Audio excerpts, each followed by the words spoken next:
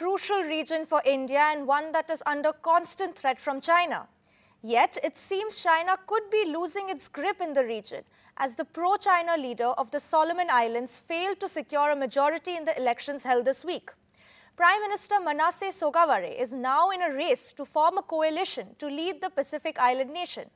Since returning to power in 2019, Sogavare shifted the island's foreign policy to tilt majorly towards China.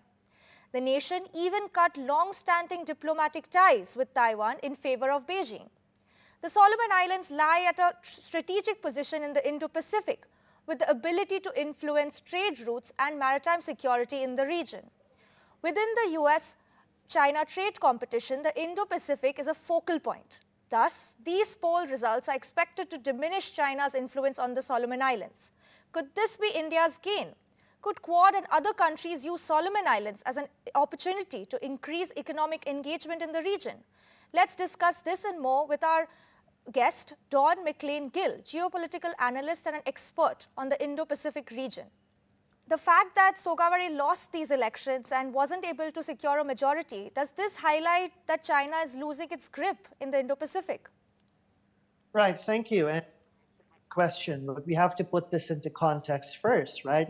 Since the shift in 2019 from China to Taiwan, in the absence of any proper comprehensive debate or consultation, the people of the Solomon Islands were highly skeptical of what was to come next. The people have been gravely concerned over the corruption and anti-democratic drive and characteristics the country is currently immersing itself in, especially with the backing of China.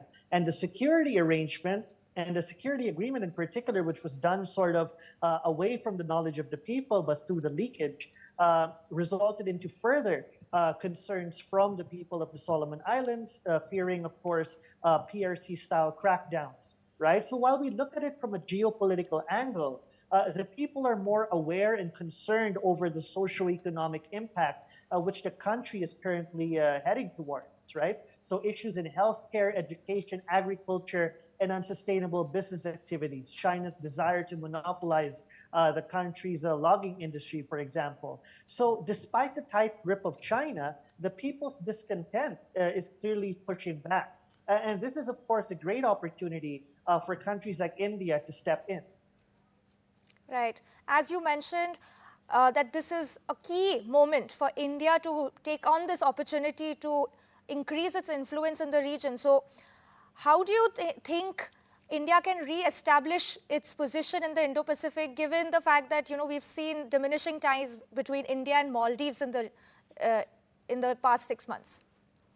That's true. And if you look into the Pacific Island countries, for example, it was only in 2014 when we began to reinvigorate our position amongst these countries. But there is an opportunity nonetheless for India, who has been quite known for its people-centric investments, its ability to gain the goodwill of the people despite fluctuations in the political dynamics. Look at Afghanistan, Sri Lanka, and the Maldives, for example. And this is crucial as India is positioning itself to be the voice of the global South as it continues to emerge as a rising great power. So the establishment of the Forum for Indo-Pacific Islands Cooperation is in fact a good step, but it needs to be reinvigorated based on the current trends at a time when, of course, the US-China narrative continues to polarize the discourses. India can bolster its position as a force that offers more options rather than forcing countries to choose sides. And this is something that India must provide, for these particular countries that are often looking for alternative partners. Rather than engaging in a project-for-project competition, India can take from the best practice of Japan and Southeast Asia that has provided socio-economic development and is known for that despite China's power maximization there. So as an Indo-Pacific major power, India has enough credibility to represent itself as an independent force, right? And moreover, it could work with countries like Japan, Australia, France, and even the US. And this would, of course, be a signaling to countries that see India within such arrangements that they would not be considered rigid, right? So India's presence in that would be sustainable for the countries. And just very quickly, what can India do in terms of concrete activity? Well, we have to look into the challenges that the people of the Solomon Islands are facing. India can expand its pharmacy cooperation, for example, which the Pacific Island countries really need. Economic and environmental friendly technology for agriculture and energy is something that Solomon Island residents in the greater PIC are also looking into. And of course, to work more with countries like Fiji, which is considered to be the hub of the Pacific Island countries, given our people to people close relations. So this is a long game, but I believe that India has the capacity, of course, to take the lead forward. Right. So shifting our focus to some of the strategic alliances in the region, such as Quad, do you think this could be the beginning of Quad and other countries having a larger role in the Indo-Pacific?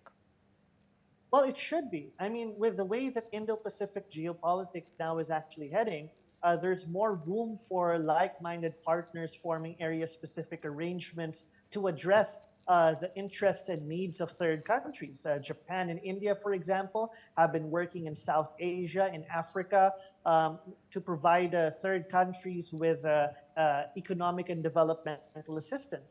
And as we have seen, the issue that is currently being faced in the Pacific Islands is because of the negligence of countries like the US or Australia towards the China challenge. And now that it is here, I think that this should be enough motivation for such like-minded countries to explore more issues of social economic interest to the people. As I mentioned, project-to-project competition is fine, but it should not be the focus of countries such as the Quad.